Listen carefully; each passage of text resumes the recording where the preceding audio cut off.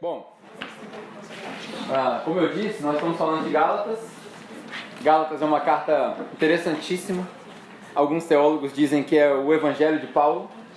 E Paulo, como o escritor da maior parte do Novo Testamento, eu acho que é válido a gente prestar atenção no que ele fala. Mas eu tenho alguns alertas que eu preciso dar para você antes da gente continuar. O primeiro deles é o seguinte: todo ano a gente para fazer uma série de pregações expositivas. O que é isso? Talvez você não saiba o que é isso. A pregação expositiva é uma pregação que a gente tira os versículos da Bíblia, às vezes palavra por palavra, às vezes pedaço por pedaço, e aí a gente tenta explorar um pouco mais daquilo. Qual que é a dificuldade da pregação expositiva? Ela não é uma pregação que você pega assim, rápido. Normalmente, numa série dessa, é importante que você assista todas as mensagens, porque às vezes a ideia da mensagem passada vai ser repetida na próxima mensagem, e se você não tiver visto, talvez você perca. Por isso a gente grava tudo e deixa no YouTube. Mas a mensagem expositiva, normalmente, a gente foca muito no texto bíblico, e às vezes você fica se perguntando, tá, mas o que eu vou fazer com essa informação? Talvez essa pergunta seja respondida 2 ou 3 mensagens lá para frente. É importante que você entenda o contexto todo. Por que a gente gosta de mensagem expositiva? E por que a gente usa esse tempo do ano para fazer isso? Porque a gente entende que a maioria das pessoas está aqui em Volta Redonda nessa fase do ano. Então, é mais proveitoso para nós fazer essa série dessa maneira. Nós temos várias mensagens preparadas, serão vários pregadores. O Wellington vai pregar de novo, para quem gosta de ouvir o Wellington pregar. Talvez o Paulo pregue de novo, o Michelin vai pregar de novo, o Ração vai pregar, o Thiago vai pregar. Muita gente vai pregar nessa série, e aí a gente vai ter uma oportunidade de absorver os sabores diferentes dos pregadores diferentes. Show? Então é importante que você preste bastante atenção e tente repetir isso em casa, vá para um grupo de conexão e por aí vai. Uma das coisas que o Paulo falou na mensagem passada, que foi a mensagem que abriu a nossa série, ele falou que o Evangelho é uma questão de antítese. No Evangelho não tem síntese. O que ele quis dizer com isso é que no Evangelho não tem meio termo. O Evangelho ou é 8 ou é 80. É radical ao extremo. O Evangelho é literalmente uma religião radical, que vai na raiz. E nessa série, a gente vai aproveitar o contexto de Gálatas para definir muitas coisas que talvez você ainda nem saiba que a gente acredita. E talvez seja saudável para você se perguntar qual é o Evangelho que você acredita. Ao longo dessa série, ao longo das mensagens, pelo menos nas mensagens que eu pregar e talvez nas mensagens que os outros meninos pregarem, você vai se perguntar que evangelho é esse que eu acredito? Da onde vem essa crença minha? Porque nós vamos desafiar muito daquilo que você já conhece. Uma das ideias que a maioria das pessoas daqui da capela passam por uma fase é a fase da desconstrução. Tudo que eu aprendi estava errado. Ai meu Deus, e agora o que eu faço? E aí muita gente fica perdido nessa fase. Essa série é uma série que vai fazer você coçar a cabeça, é uma série que vai desafiar as coisas que você já conhece. O contexto de Gálatas vai desafiar aquilo que você já conhece, e pode ser que você não entenda muita coisa. Por isso é importante que você procure outras pessoas por conexão. Tendo dado todos esses avisos, hoje a gente vai começar a falar da carta dos Gálatas, e aí nós vamos começar, obviamente, pelo começo. Então, se você tem Bíblia com você abre sua Bíblia em Gálatas, por favor, capítulo 1. Nós vamos ler do versículo 1 ao 5. É a introdução da carta. O Paulo leu esse texto na semana passada. E impressionante que a palavra de Deus ela é rica. O Paulo pregou nesse mesmo texto semana passada e hoje eu vou pregar ele de novo. Eu espero que seja diferente, para não ficar monótono para você. Espero que te sirva. Gálatas capítulo 1, do versículo 1 ao 5. Antes de ler, é bom a gente repassar o contexto do que está acontecendo em Gálatas. Quem são os Gálatas? Por que Paulo escreveu a carta aos Gálatas? E o que ele quer com essa carta? Gálatas não era uma cidade, como Paulo falou, era uma região com várias cidades. E nessa cidade existiam várias igrejas. Lembre que igreja, no contexto deles, não necessariamente era um grupo reunido desse tamanho. Podia ser uma casa com 5, 6, 10 pessoas, 20 pessoas, enfim. E aí nas outras cartas de Paulo, Colossenses, Coríntios e por aí vai, você encontra Paulo escrevendo cartas para as pessoas que eram os donos das casas, que recebiam as pessoas, e isso se chamava igreja. No grego, eclésia, o grupo que era chamado para fora, como diz Michelin, aqueles que são chamados das trevas para a luz. Isso era a igreja. Na região da Galácia, existiam várias cidades e várias igrejas. O que estava acontecendo ali, e foi bem lembrado pelo Paulo na semana passada, era mais ou menos o que acontece na série do Netflix, o Vikings, ou Vikings, se você assiste. Era uma galera que mudava de cultura muito rápido. Eu comecei a reassistir o Vikings por causa da série que começou, porque eu queria entender. E ontem eu vi claramente isso. O grupo dele, dos Vikings, reclamando com o Ragnar lá, porque o Ragnar estava seguindo o padre que era cristão e não estava seguindo os deuses nórdicos. E você via claramente o porquê que ele está fazendo isso. Porque ele quer invadir a França, e a França é um país católico, e o padre conhecia a França. Então, quando era da vantagem deles, quando era bom para eles, eles mudavam de lado, e o Paulo ressaltou que eles mudavam de lado muito rápido na guerra, quando alguém oferecia uma recompensa maior. Esse era o contexto de Gálatas. Na mensagem da semana que vem você vai ver Paulo chamando os Gálatas de idiotas. Seus imbecis, seus idiotas, quem foi que enganou vocês? É forte a palavra, mas é o que Paulo estava querendo dizer para eles, porque eles deserdaram o evangelho verdadeiro. Então o contexto é Paulo com raiva, nervoso, porque alguns anos atrás, 2, 3 anos atrás, ele tinha passado por essa região, em várias dessas casas, várias dessas igrejas, e pregou o evangelho que ele recebeu. Pregou o evangelho que ele recebeu de Jesus, como nós vamos ver nesse texto. 2, 3 anos depois, apareceram os caras, chamados no nosso contexto aqui de judaizantes. As pessoas que diziam que para se converter ao evangelho de Jesus Cristo, você precisava virar judeu primeiro. E para virar judeu, você precisava obedecer pelo menos 3 regras deles. As regras dietéticas, ou seja, pode comer isso, não pode comer aquilo. Guardar o sábado, ou seja, não pode trabalhar no sábado. E, esqueci a terceira. Circuncisão, que era uma das mais importantes. Você precisava ser circuncisado. Acertei agora? Dado. Toda vez eu falo errado. Circuncidado.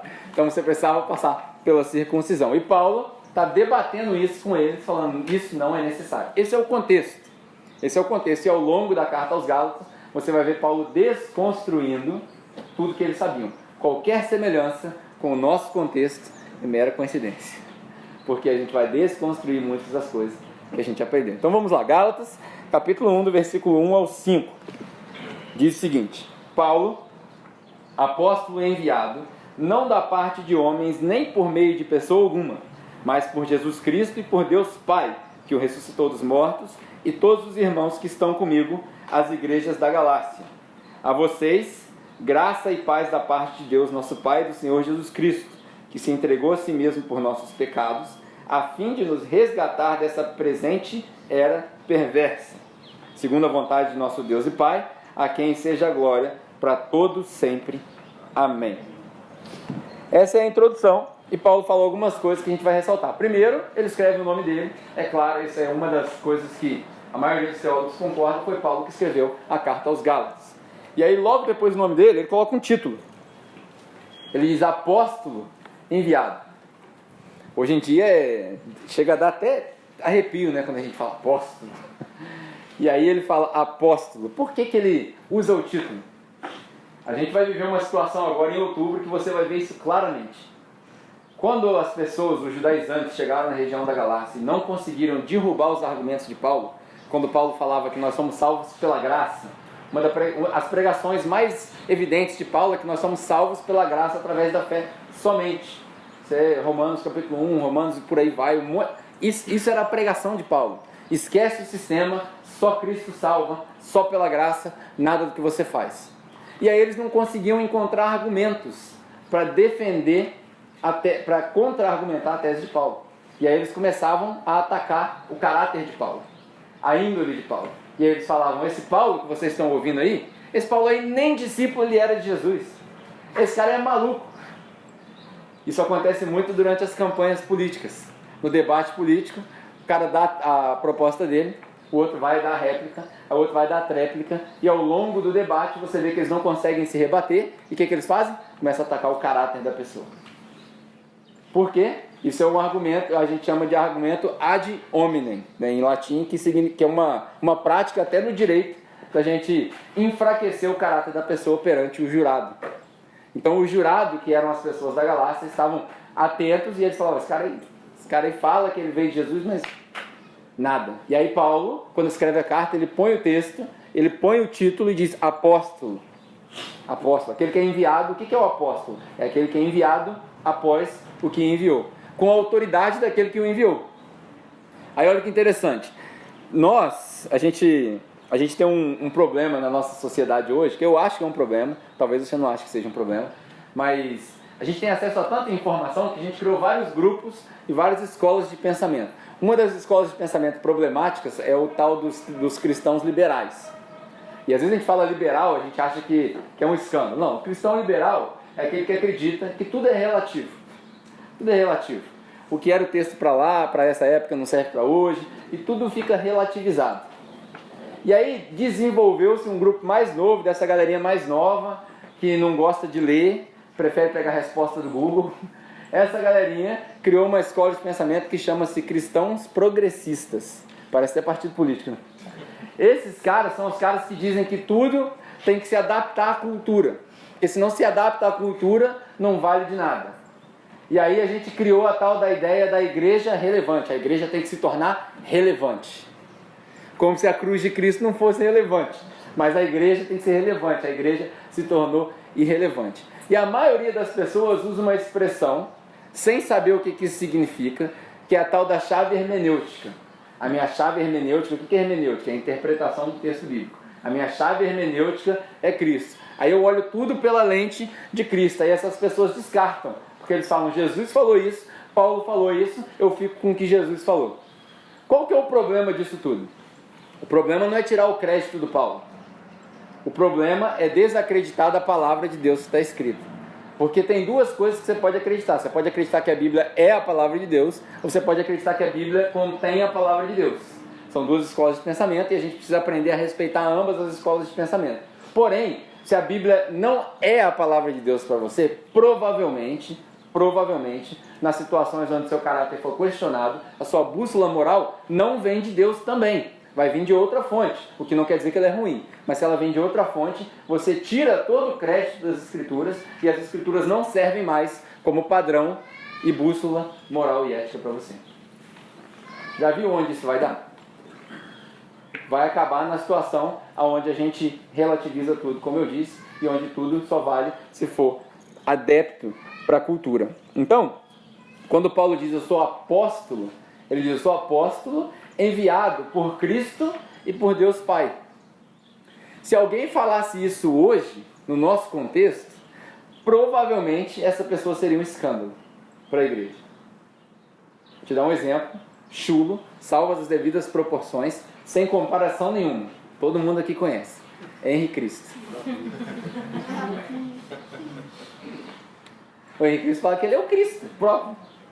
Imagina Paulo. Paulo ele não andou com Jesus. Paulo não conheceu Jesus em carne e osso.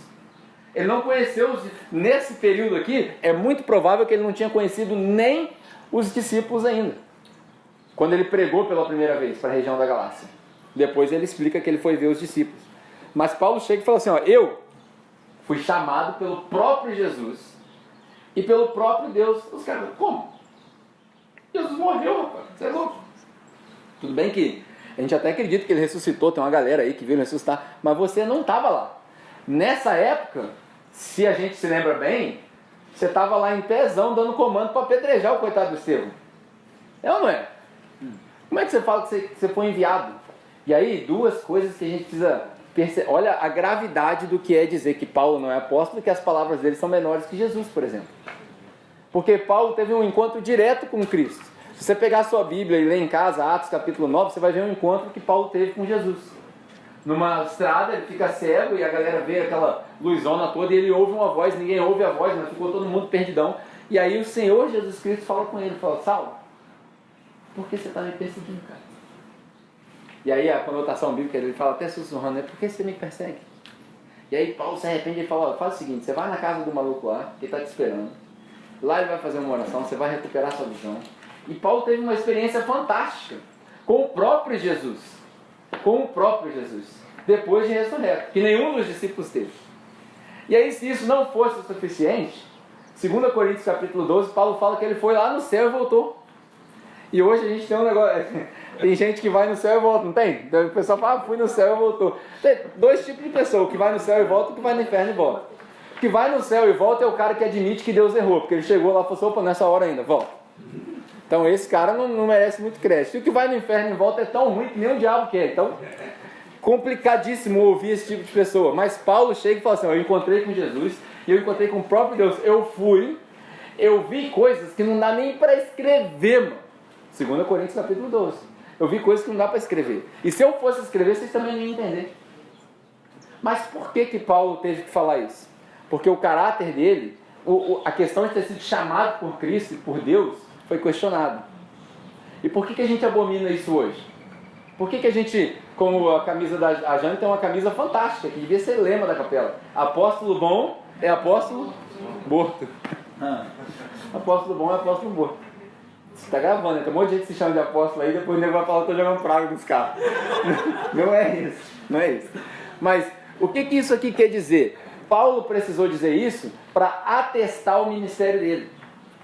Nós não precisamos de atestar nada, sabe por quê? Porque o evangelho que nós acreditamos hoje, a doutrina que nós seguimos hoje na Bíblia, goste você ou não, a doutrina das igrejas protestantes, evangélicas, sejam elas ortodoxas, reformadas, pentecostais ou neopentecostais, toda a doutrina nossa é paulina. A nossa igreja hoje é paulina. As epístolas do apóstolo Paulo ditam a doutrina da igreja hoje, queira você ou não. Se você falar assim, nós vivemos de acordo com Jesus, então cancela a tenda, cancela o culto, cancela a música, cancela tudo. Sai andando aí por aí, vai pregando e quem quiser vai seguindo. Você precisa viver um estilo de vida nômade. Foi isso que Jesus fez. Durante 3 anos só também. Então se você quiser levar literal, se for aquele cara, então vamos seguir só Jesus literalmente, você tem 3 anos para trabalhar, depois tem que morrer. Morrer na cruz. Morrer na cruz. Porque o Jesus falou, eu morri na cruz, que faz vocês pensarem, João 16, que faz vocês acreditarem que vocês não vão sofrer também. Então, a gente precisa entender que a doutrina da nossa igreja hoje, tanto da capela quanto qualquer outra igreja que você achar aí, ela é paulina. Tudo bem que a gente tenta, no máximo, chegar mais perto de Jesus. Aí aqui a gente usa essas frases, no mercado sua casa, na carteira sua carteira, se todos participarem de tudo, ninguém tem falta de nada. Tudo isso são conceitos que a gente tira dos ensinamentos de Jesus. Mas a doutrina, a organização da igreja local, ela é baseada nas epístolas que Paulo escreveu, que foram para consertar a igreja. A igreja tentou seguir Jesus, e aí não deu certo, e aí Paulo foi consertando, aparando as arestas. Então ele precisava atestar o ministério dele. Ele não precisava de título, Paulo não precisava de nada disso. O nome do Paulo era conhecido até pelos demônios. Mano. Você tem noção, Paulo não precisava falar assim, eu sou apóstolo. Não. Certa vez, quando alguns judeus que começaram a entrar no lance de Jesus, estavam tentando expulsar os demônios não saíam nem, como diz o outro, nem por reza braba. Os demônios não saíam. E aí chegou lá os apóstolos e, os caras começaram a argumentar com o demônio falou para eles, Jesus eu conheço. Paulo, pelo nome, Paulo eu ouvi falar, mas vocês, vocês estão com nada. Ou seja, Paulo era conhecido até pelos demônios, ele não precisava de título. Ele fez isso para atestar o ministério dele. Nós não precisamos mais disso. Se aparecer alguém que faz questão de um título antes do nome dele, apóstolo fulano de tal, bispo fulano de tal, arcebispo fulano de tal, arcanjo sei lá o que, corre. E aí eu vou fazer um negócio que o Paulo fez semana passada. Eu vou criar um conflito agora. Embora não exista apóstolo mais do jeito que a gente entende aqui, todos nós somos apóstolos. Falei isso já numa mensagem uma vez. Porque o que é o apóstolo? É aquele que é enviado após o que enviou. Você pegar Mateus capítulo 28, versículo 18 e 19, texto famoso da grande comissão, Jesus fala, toda a autoridade me foi dada no céu e na terra. Ou seja, ele fala assim, eu sou o cara. Não tem ninguém maior que eu. Eu passei meu ministério todo servindo vocês aqui, falando que o maior tem que ser o menor, mas agora eu vou jogar real para vocês. Eu sou o cara. E porque eu sou o cara, eu estou enviando vocês agora com essa autoridade. É o que Jesus falou nas nossas palavras. Ou seja, nós também fomos enviados. Nós também somos apóstolos. Então, ou a gente chama todo mundo de apóstolo, o que eu acho que vai causar uma brincadeira muito ruim na igreja, ou a gente cancela esse negócio de título de uma vez. Porque ninguém precisa de título. Porque a autoridade é de Cristo. Pedro, Paulo, Tiago, João, todos eles, quando faziam qualquer tipo de milagre, eles falavam, não foi eu. Foi Jesus. Então a gente precisa acabar com esse negócio de apóstolo. E aí, quando Paulo fala isso, ele faz um outro negócio. Como eu disse, qualquer semelhança com o nosso contexto hoje é mera coincidência. Ele quebra o mito da cobertura espiritual. Já falei isso aqui várias vezes. Qualquer pessoa que falar para você assim, ó, se você sair da igreja, você vai sair da cobertura espiritual, você sai correndo. Porque essa cobertura espiritual está furada mesmo. Porque ninguém pode te cobrir espiritualmente, porque foi o sangue de um só que te cobriu. O sangue do Cordeiro chamado Jesus Cristo. Tanto que a Bíblia fala que só há um mediador entre o homem e Deus, só um. Não é o apóstolo fulano de tal, nem o bispo fulano de tal. Cobertura espiritual é balela, é mito. Quando alguém te perguntar quem é a sua cobertura espiritual, você fala a maior de todas. Jesus Cristo, nosso Senhor e Salvador. Lógico que é bom você ter referências, lógico que é bom. É bom você ouvir as pessoas e ouvir fontes diferentes, lógico que é bom. Mas cobertura espiritual não. Cobertura espiritual é mito, construção ideológica da igreja do século XXI, que é uma igreja fuleira. É só para colocar cabresto. Só para colocar cabresto. Eu não queria falar isso não, mas já que você falou, eu vou expandir isso daí. Qual que é o problema do povo? Eu ia falar do brasileiro, mas eu acho que isso é no mundo inteiro, cara. As pessoas gostam de ser controladas. As pessoas gostam de ser controladas. O problema da liberdade é que a gente não sabe viver com liberdade. Nós somos passarinho de gaiola. Você abre a porta, ele pulou lá para fora e volta. Então, o que você não vai ouvir aqui é que você não pode. Você não vai ouvir isso. Nunca, jamais. Ah, eu posso fazer isso? Cara, faz o que você quiser, mano. A vida é sua. A vida é sua. Você sabe os seus limites, você faz o que você quiser. No final dessa mensagem você vai entender por que eu estou falando isso. Por quê? Porque a gente precisa aprender a viver com liberdade. Guarda aí. Se você já estiver começando a escandalizar, relaxa. Vai piorar. Vai piorar. Vai piorar. Então vamos lá. Aí ele fala assim, chamado por Jesus Cristo e Deus o Pai, que ressuscitou Jesus Cristo dos mortos. Isso daqui é o cúmulo do absurdo. Se a gente não entender isso daqui, cara, nada mais serve. 1 Coríntios capítulo 15, Paulo fala o seguinte para os coríntios: se vocês não creem na ressurreição corpórea, a fé de vocês é em vão. Primeiro obstáculo que o Paulo coloca: se você não crê que a gente vai morrer, vai entrar debaixo da terra, uns vão cremar, mas sei lá como, no movimento mágico, não sei como, porque a gente só tem a nossa teologia da ressurreição e da reencarnação desses filmes deixados para trás, a gente nunca viu, ninguém nunca viu. A gente tem uns textos para poder se basear, mas a gente não sabe.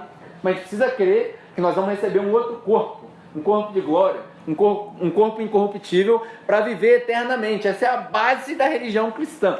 Se você não crê nisso, a sua fé é em vão. Esquece. Rasga a Bíblia e vai viver a vida, porque não serve para nada. É Paulo que está falando isso, sou eu não. Paulo. E aí ele vai mais a fundo ainda. Se você não crê na ressurreição corpórea, quer dizer que você não crê na ressurreição de Cristo. 1 Coríntios capítulo 15, vem em casa você vai ver.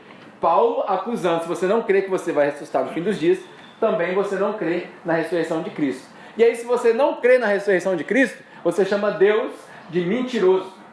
Tem moral de bater no peito, falar para Deus, apontar o dedo na cara dele e falar que é mentiroso? Sabendo que a palavra fala que Deus não é homem para que minta? É punk, hein? Aí daquele. Ai daquele. Entendeu? Então a ressurreição, na verdade, os pilares da fé cristã, né? o nascimento virginal, a vida perfeita de Jesus, a morte expiatória dele na cruz, quando ele morre por mim e por você, que ele troca de lugar comigo e contigo, que ele assume o meu lugar, que ele assume o seu lugar, a ressurreição de Cristo, a promessa da volta, essas coisas, esses pilares são fundamentais. Se você falar assim, eu sou cristão, mas eu não acredito nessa daqui não, então você não é cristão nada. Não é nada. Aí eu vou falar o que Paulo fala no começo do capítulo 2, seu idiota, quem foi que te pregou outro evangelho? Que é esse evangelho que Jesus pregou. Tem coisas que a gente pode debater, tem coisas que a gente pode discordar. Fala em línguas, não fala em línguas, fala inglês, fala francês, fala xanai, fala o que... Cara, isso é problema seu, você resolve, muda em nada. Mas você falar pra mim que Jesus não ressuscitou, que isso é um mito, mano, na moral, não quero nem ficar amigo seu, porque vai dar ruim. Uma coisa é a pessoa que está lá fora no mundo, não conhece Jesus, e nós estamos tentando, que na verdade, eu já falei isso aqui, toda amizade é interesseira, e do ponto de vista cristão, toda amizade com uma pessoa que não é cristã é interesseira, você quer converter o cara. Se você estiver conversando com uma pessoa que não tem Jesus, e você esquecer que ele não tem Jesus, esquecer de falar para ele para Jesus, na verdade nem você entendeu, porque aquele cara está queimando no inferno, você está subindo e vai deixar ele lá e falar, valeu. Então, toda amizade é interesseira, toda conversa é interesseira. Conversar com uma pessoa que não tem Cristo ainda, tudo bem, a gente vai criar vínculos de amizade, mas uma pessoa que entendeu, ouviu e depois chegou numa conclusão maluca que Jesus não ressuscitou, Eu tenho dificuldade de manter um relacionamento assim. Eu tenho dificuldade. Confessando para vocês. A gente se fecha na bolha cristã e tal, mas eu duvido que você consegue manter um relacionamento sadio, saudável assim. Porque você vai se contaminar, cara. Você vai se contaminar. Não é à toa que Deus no Antigo Testamento, sabendo que o povo era fraco, como nós somos fracos, falou para eles não se misturarem. Nós somos tudo fraco, cara. Faz esse exercício. Coloca no seu calendário 30 dias sem contato com nenhum cristão. Você vai ver onde é que você vai ver. Você vai ver o que vai acontecer. Rapidinho você começa a duvidar da sua fé, cara. E a dúvida é boa. A dúvida é boa. Desde que você tenha maturidade para pensar nas respostas. Muita gente não tem maturidade ainda para pensar nas respostas. E aí, nessa falta de maturidade, a gente acaba se afastando da verdade do Evangelho. Aí Paulo diz: a todos os irmãos, e todos os irmãos que estão comigo, ou seja, ele estava com a galera, as igrejas da Galácia, como eu falei, não tem uma igreja, eram várias igrejas. A vocês, graça e paz. É engraçado que as igrejas mais pentecostais, elas saúdam os irmãos como? A graça e a paz do nosso Senhor Jesus Cristo. A gente parou de fazer isso, né? E às vezes eu acho que a gente parou de fazer sem saber por quê. Porque a coisa mais bonita que a gente faz é saudar as pessoas com a graça e a paz de Cristo. Porque quando você fala a graça de Cristo, você se lembra, por exemplo, que você é salvo pela graça, através da fé. Mais nada. Você se lembra daquilo que a gente chama de salvação monergista. Se você nunca ouviu esse termo, está um termo aí para você estudar. Uma salvação que só depende de Deus, que não tem nada a ver com a sua resposta, que não tem nada que você faça para ganhar, nem muito menos nada que você consiga fazer para perder. Já que não foi você que ganhou, você também não consegue perder. O amor não se compra, nem se merece. O amor se ganha e de graça se recebe. Aí eu vou consertar um pouquinho dessa letra. Por quê? A gente entende a semântica, eu recebi de graça, mas ela não foi de graça. Não foi de graça. Estou caro. A graça que é de graça é uma desgraça. Infelizmente a gente está pregando essa graça barata por aí afora, que você pode fazer o que você quiser. Lembra que eu falei no começo aqui, você pode fazer o que você quiser? Você pode fazer o que você quiser, mas eu vou chegar no ponto onde você vai entender por que a gente não faz algumas coisas. Aonde que entra a linha que divide o comportamento do cristão? Porque a graça que é de graça é uma desgraça. Não tem valor nenhum. Ninguém fez nada para merecer. Essa graça que a gente recebeu, ela custou muito caro. Nós somos salvos sim pela graça, mas não de graça. Um negócio que a gente precisa aprender. Nós somos salvos pela graça, mas não de graça. Jesus pagou um preço alto. E aí ele fala a graça e a paz de Cristo. João capítulo 14, Jesus fala o seguinte: a minha graça eu vos dou, a minha paz eu vos dou, não como o mundo dá. Quando a gente vira para um irmão e fala assim, a paz do Senhor, irmão, a gente está falando o seguinte: a paz que governa a minha vida, eu quero que governe a sua também. A paz de Cristo que transcende todo o entendimento. Lembra lá de Filipenses, quando ele fala para você pensar nas coisas boas e tal? E aí ele fala, e a paz de Cristo que transcende todo o entendimento. Olha só. E aí a gente parou de falar graça e a paz.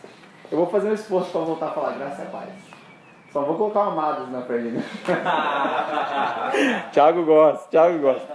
Aí ele fala assim, que se entregou a si mesmo por nossos pecados, a fim de resgatar dessa presente era perversa.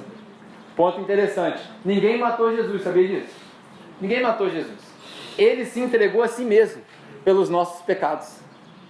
Ele fez o que o Paulo chamou aqui na mensagem passada. Jesus prestou o culto de verdade.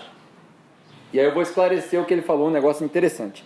Antigamente, no Antigo Testamento, para a gente prestar culto a Deus, o que é prestar culto a Deus? É dar a minha adoração. É chegar no Antigo Testamento, era eu me colocar num local que era feito para isso, porque não podia fazer em qualquer local. Chegava num local, no templo, e aí eu trazia o meu sacrifício e eu adorava a Deus. Eu dizia, Deus, você é o cara, você é sinistro, você é o maior de todos, magnífico, fantástico. Eu prestava a minha adoração naquele culto. E o sacerdote lá, ele realizava o sacrifício para que Deus pudesse perdoar os meus pecados e os pecados da nação inteira. Não existia culto sem sacrifício. Todo mundo pegou até aqui? Todo culto tinha sacrifício. Todo, sem exceção. Uma vez por ano tinha os festivais, então tinha um cultaço. Todas as igrejas se reuniam, iam lá para Jerusalém e faziam o culto. Esse era o culto. Quando Jesus morreu na cruz, ele realizou o último culto. Por isso que o Paulo falou que semana passada que isso daqui não é culto. Por quê? Porque aqui ninguém está derramando sangue. Aqui ninguém trouxe bode. Se trouxesse também, pelo amor de Deus, ninguém ia matar bode aqui. A gente já compra o boi morto já para fazer churrasco. A gente não precisa matar boi para fazer churrasco. Então, Jesus prestou na cruz o último culto de todos. E é esse culto que nós prestamos reverência. Então, quando a gente se reúne aqui no domingo, na semântica, na discussão do dia a dia, lógico, a gente diz que é um culto, não tem nada de errado em falar que é um culto, mas o que nós estamos fazendo, na verdade, é lembrando do culto que Jesus prestou a Deus quando Ele se entregou como cordeiro pelos nossos pecados. Ele troca de lugar com a gente. Eu merecia ir para a cruz, e aí Jesus vira e fala assim, não, eu te escolhi, porque a salvação é monergista, como a gente falou ali, já, é Deus fazendo, eu te escolhi, então eu vou realizar esse culto por você. E aí ele fala o seguinte, ele fala que se entregou pelos nossos pecados. O que o Paulo falou na semana passada é importantíssimo a gente entender a diferença entre cultuar e profanar. Porque quem está em Cristo, 2 Coríntios capítulo 5, versículo 17, diz o seguinte, todo aquele que está em Cristo é uma nova criatura. Eis que tudo se fez novo, as coisas velhas se passaram. Quem está em Cristo, cultua quando se reúne. Quem está em Cristo, olha para a cruz. Quem está em Cristo presta reverência à cruz. Quem está em Cristo entende a canção e canta a canção como uma oração. Quem não está em Cristo só ouve música. Quem não está em Cristo não entende o meu orgulho me tirou do jardim. Quem não está em Cristo não entende exaltado Rei soberano, sobre tudo és Deus. Não entende, isso aí para mim é música. Até maneira a música, mas... E quando essa pessoa canta, quando ela verbaliza, quando ela expressa, porque isso já está dentro do coração da pessoa, mas quando ela expressa sem saber, ela profana. Ela profana o culto. O que isso quer dizer? No Antigo Testamento, se alguém entrasse sem autorização dentro do templo, o que acontecia? Morria. E aí o que acontecia? Depois que a pessoa morreu, tinha que tirar a pessoa e tinha que limpar o templo, porque o templo estava profanado. O que acontecia com um sacerdote, por exemplo, se uma mulher menstruada chegasse perto dele? Ele encostava, não sabia que ela estava menstruada, agora ferrou. Eu tenho que passar 7 dias lá de fora da cidade para fazer uma limpeza. Essa era a lei do Antigo Testamento. No Novo Testamento, como é que isso se aplica? Quem está em Cristo cultua, quem não está em Cristo profana. Por isso que a gente precisa entender que quando você vem e você está em Cristo, você cultua. E aí a gente abre a porta, e aí eu vou esclarecer o que Paulo falou. Por que o domingo não é um culto? Porque para nós entendemos que domingo é uma reunião onde a gente apresenta a necessidade do culto. Olha, interessante. Domingo não é um culto. O culto é o que você faz na sua casa. Romanos capítulo 12, versículo 1 e 2. Rogo-vos, pois, irmãos, pelo amor de Deus, como se Paulo estivesse falando assim, encarecidamente, que vocês se entreguem a Deus, como? Como sacrifício vivo. Por quê? Porque se morrer já era, sacrifício vivo. Porque esse é o quê? O seu culto racional. Olha o que Paulo está falando. Fala, irmãos, esquece a reunião do sábado, esquece a reunião do domingo. De segunda a sábado, você, como sacrifício vivo, no seu cotidiano, no seu dia a dia, você viva uma vida que presta culto a Deus, porque esse é o seu culto racional. E quando a gente se reunir, aí nós lembramos os que não cultuam ainda a importância de termos um culto. Agora sim. Aí abriu, aí fechou e abriu, né? Fechou e abriu, porque a gente pode abrir a porta para todo mundo, porque não tem problema a pessoa passar por ali. A pessoa vem preto ou branco, pobre ou rico, hétero ou homo, político ou apolítico, não interessa do jeito que a pessoa vem, porque ela não profana nada, porque isso aqui não é o altar, isso aqui não é o templo. Captou a ideia? Por que isso é um problema? Nas nossas igrejas hoje, ainda tem gente chamando palco de altar. Ainda tem gente chamando prédio de templo. Se você, de repente, está assistindo online, pô, lá na minha igreja tem altar e tal. Corre, mano. Corre. Pior, santuário. Santuário. Pior, só entra santo no santuário. Aí vai eu lá, profanei o santuário. Entendeu? Cara, corre, mano. Corre. Eu vou para onde? Não sei, fica em casa.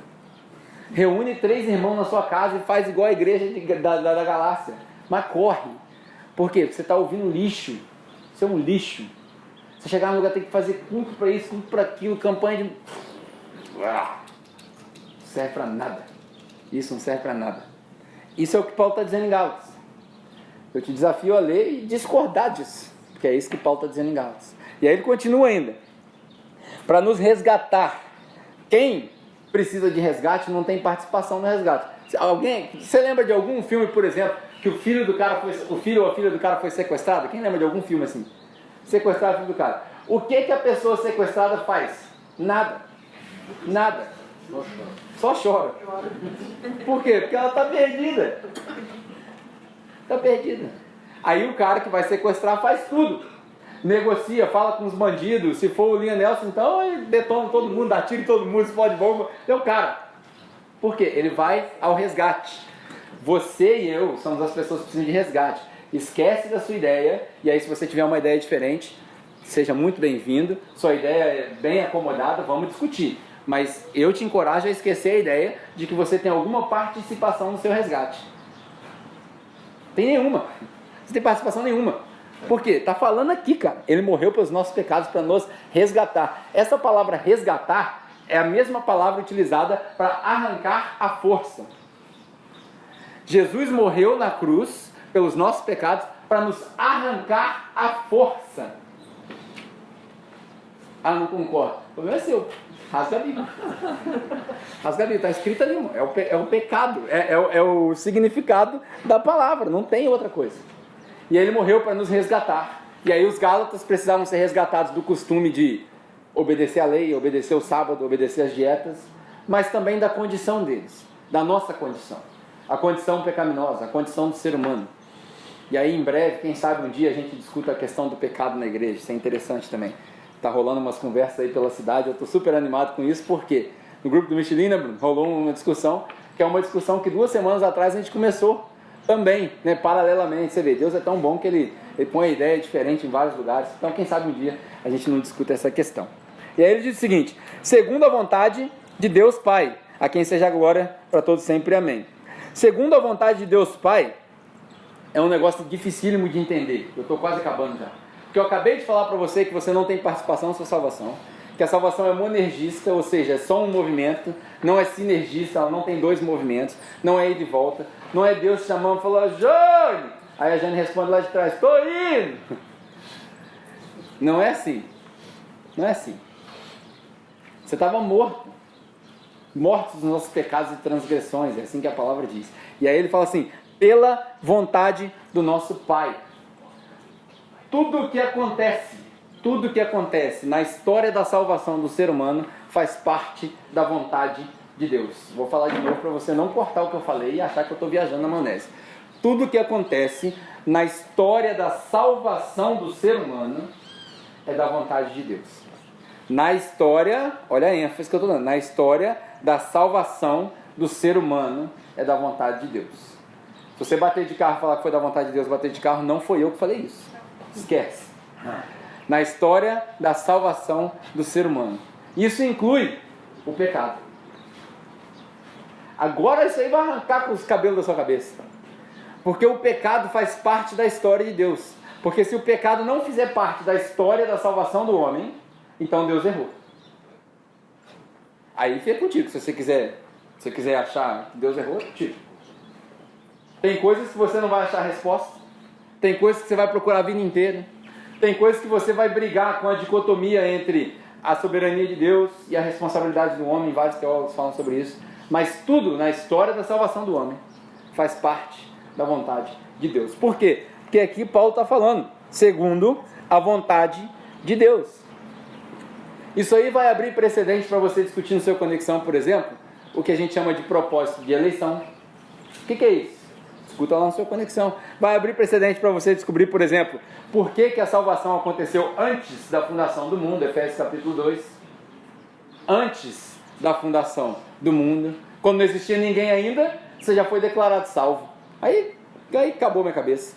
Aí você pode até discutir que são questões de interpretação, o que é o tempo, o que não é o tempo, a licença poética do texto, tudo isso.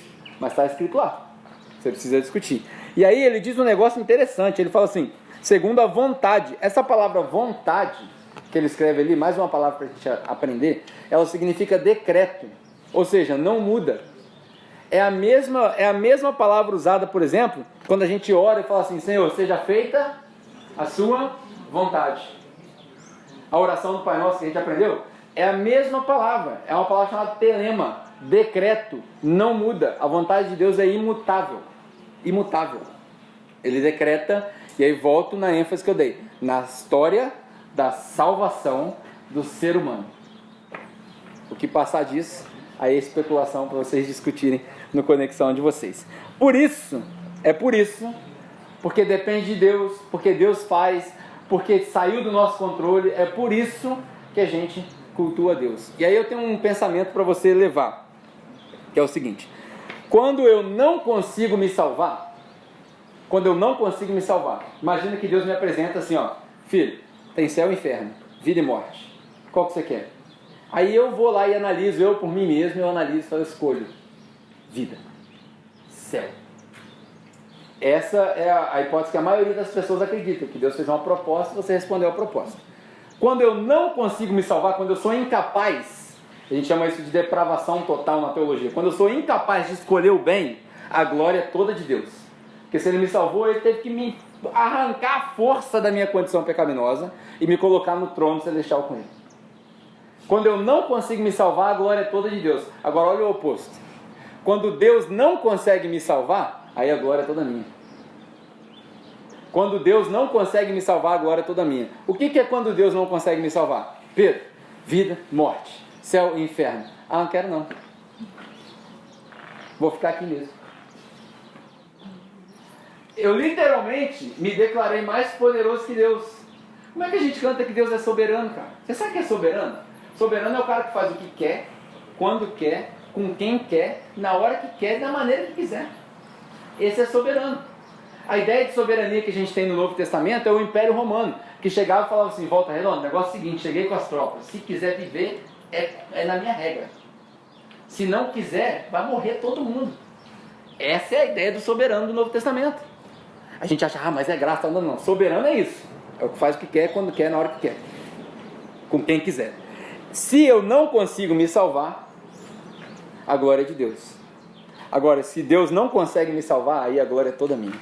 E como Deus não divide a glória dele com ninguém, essa alternativa não é muito válida.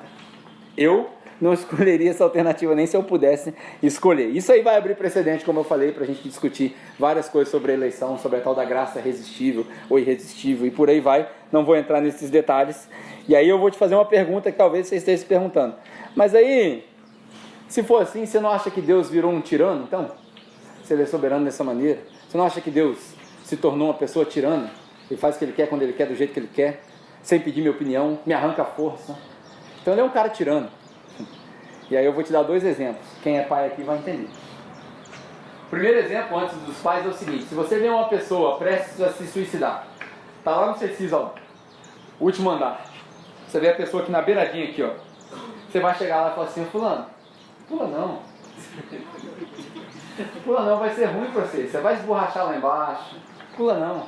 Ó, aqui é muito melhor. Vamos tomar um sorvete ali, vamos tomar um café. Se você não pular, a vida vai ser toda um mar de rosas. Você faz isso? Claro que não.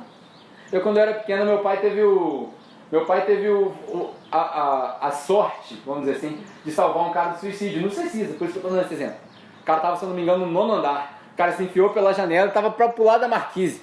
Meu pai, não sei como, meu pai agarrou ele pelas pernas, saiu rolando com o cara, brigou com o cara, bateu no cara e deitou o cara no chão. E aí chegou a polícia. Pra quê? Pra salvar o cara. O cara não ia ouvir, mano. O cara tava prestes a pular. Quer ver um outro exemplo? Na hora que seu filho fica adolescente, 18, 19 anos, você dá o carro na mão dele, e aí você passa, ele dirigiu o seu carro até a vila. Você passa, ele tava numa festa ali, você vê que ele tá aqui, ó, tropeçando, bebinho, alcoolizado. Pegou a chave no bolso, botou na porta, vai ligar o carro. Você vai chegar e falar assim, filho, dirige não, filho. Olha só, você não está em condições de dirigir.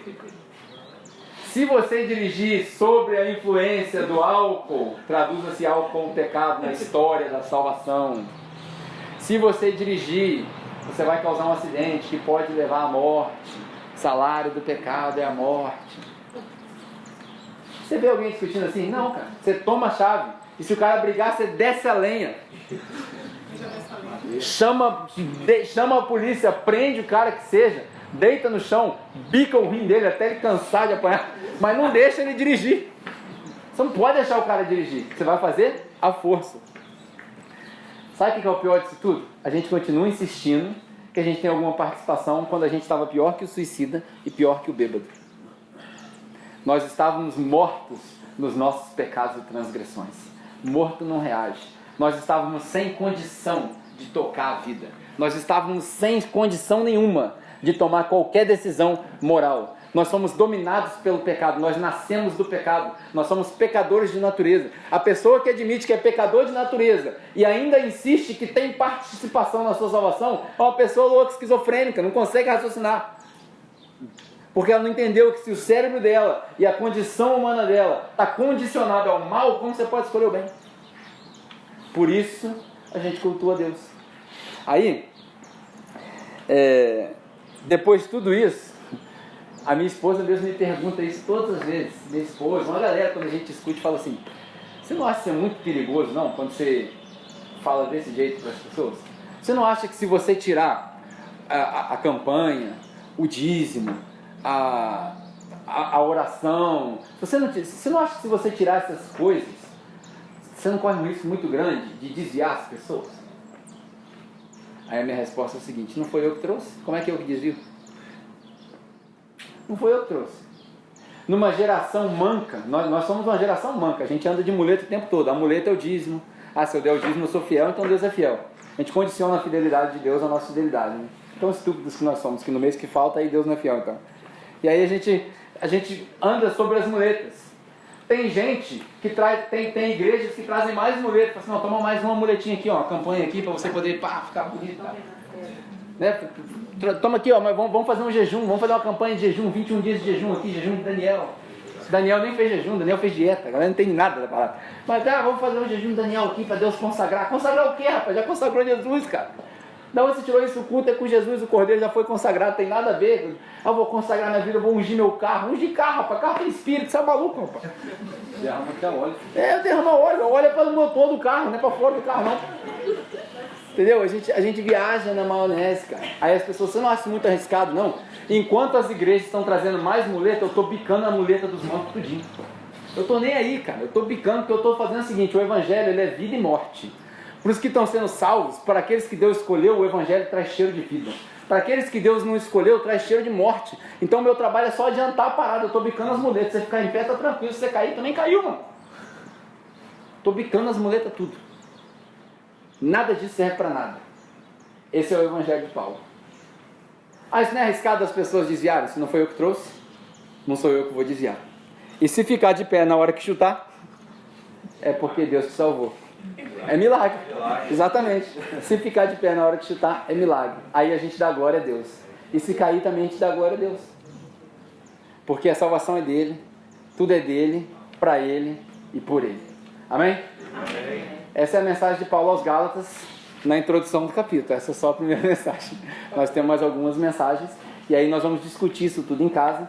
A próxima mensagem a gente vai falar sobre o desengano dos Gálatas. Vamos ficar de pé? O que eu quero que você faça com isso? Né? Você já entendeu muita informação. Quando você chegar em casa agora, quero que você discuta com as pessoas que você gosta, com seus amigos, seus parentes, seu grupo de conexão, e solidifique a sua fé. Para quê? Para a próxima pessoa que você encontrar manca, você bicar a muleta dele. É isso, só isso. Qual que é o ponto de aplicação dessa mensagem? Sai bicando a muleta dos mancos, dos paraplégicos, tudinho. Se eles ficarem de pé, é porque Deus quer salvar. Se eles caírem, você continua a caminhada. Amém? Amém, igreja? Amém. Show. Vamos orar. Pai, muito obrigado.